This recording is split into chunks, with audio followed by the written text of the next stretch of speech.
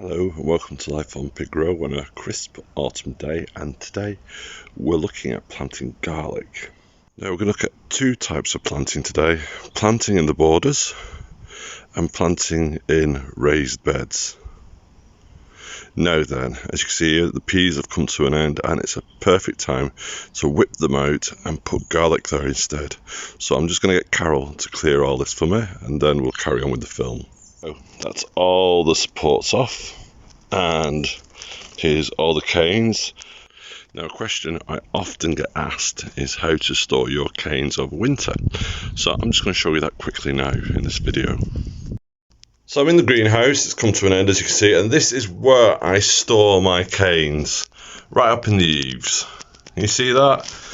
Most of you know what these are going across here, the crossbars, to keep your greenhouse from blowing away, but also they're to hang hanging baskets off and to do stuff like this, which is store canes. Make sure your crossbars can do that.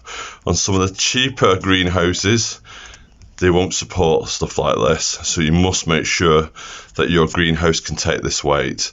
And it's a good way to keep them dry over winter. Why do you want to keep them dry over winter, you say? Well, they last longer. I've got canes up there that are older than D. I've got canes up there that are older than D, and they've lasted donkey's years, and that's what's about, is keeping care of what you've got.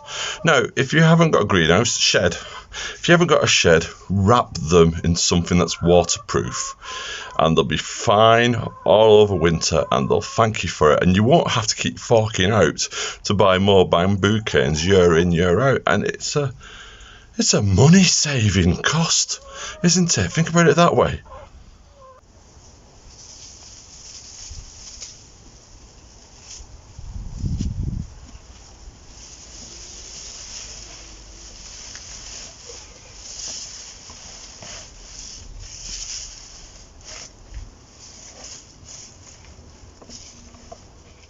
So that's the peas out. I'm just going to go over it now and give it a weed. So that's the bed weeded. And I noticed was going along that my cabbage down the far end, my winter cabbage, which isn't growing that particularly well, has been absolutely decimated by flipping slugs and pigeons. Just one of those things, but let's get on with planting garlic. So what tool do you need to plant a garlic? All you need is a dibber. That's it. You've done all the work already, you've weeded. Obviously, you need your garlic. And I'm going to show you now how to break up the bulbs. And this is Thermodrome. This is quite a hardy variety. As I believe it's a soft neck variety, which means I will not get scapes, which are the flowers. So there we are, straight away. There's a garlic clove. I buy it by the weight, you see. So you can see it there. And what I'm going to do now is I'm going to take one of the bulbs, like so, and just start to break it open. There we go. Now, discard anything that's rotten. Okay, so we've got a rotten one there. So that's coming out, that's not being planted. So, oh my goodness, does this smell of garlic? Of course it will do, but it gives you an idea of what you could be getting next year.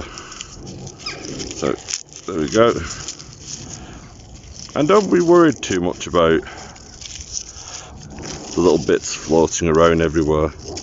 There we are. We've got some garlic now, and I'm going to do that to the rest of them, and I'm going to show you how to plant them. So I've pulled all the bulbs to pieces, and I have 31 cloves. This one clove will make me a new garlic bulb next year. Now I've chosen which ones to keep and which ones to discard. So can you see this one? It's really tiny. No worth whatsoever, other than taking it to the kitchen and eating. You plant that, it's not going to grow very big. So choose which cloves to plant. Go for the nice big fat firm ones. Take the little ones, eat them. So now what? We take our dibber and we push it down by about 3 or 4 inches to make a hole like so, and we go across and we do that like so. I like to stagger my garlic, mainly because I've not got a big bed, so that means I get more in. And then all I need to do is take one of my cloves and pop it in like so. Pop it in like so. Now I know I need to make 31 holes, so I'm going to do that, and then I'm going to show you what it looks like.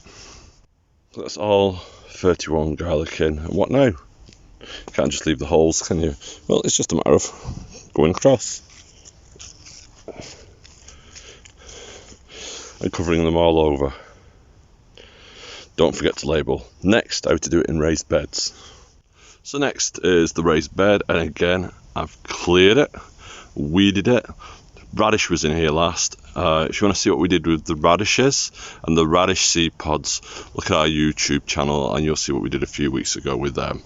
So now it's a matter of just opening the garlic again and putting it into individual cloves. So this is our garlic now split up to go in the raised bed. This is garlic Germador, another soft net variety I believe. There's 30 cloves here that make 30 bulbs. I've topped dressed the bed. You must do that in raised beds when you come to plant again. This is just homemade compost, and then it's a matter of just doing what we did in the border. So I'm going to show you how to do that one more time. And these are no stem beds, these are basically no dig. So all we need to do is we're going to make our holes. So 1, 2, 3, 4 across. So like I said before, we're going to stagger. I like to stagger. And another hole. 1, 2, 3, 4 there, and possibly 5 there. So I should be able to get my whole 27 in there. And again, it's just about taking the clove and popping it in the hole like so, and that's it. So that's all my garlic in this bed. If you want to know the size of these beds, they're roughly 3 by 5 feet. And then all I need to do is go across, just as I did with my hand in the mixed border, and cover over. So then all you need to do is label, pop your label in, and that's it. We plant organic garlic, it's up to you. The reason I like organic garlic, not just because I know it hasn't got any chemicals or pesticides or herbicides sprayed around it. Some of the really great companies send it to you in paper bags, and you can either reuse these or compost them, so nothing ever goes to waste. And we need to really think as gardeners about plastic. So even though this is a plastic label, I'm going to use this and use this and use this and protect it every time I take it to the ground. I'm going to put it somewhere dry, and I'm going to reuse it until it comes to the end of its life, and then I'm going to recycle it. Let's be a bit more eco-friendly in the garden. So until next time, it's goodbye from me at Life on Pig Row. And remember, this is the month that you really need to get your garlic in the ground before it gets too cold and you can't get it in. Bye bye.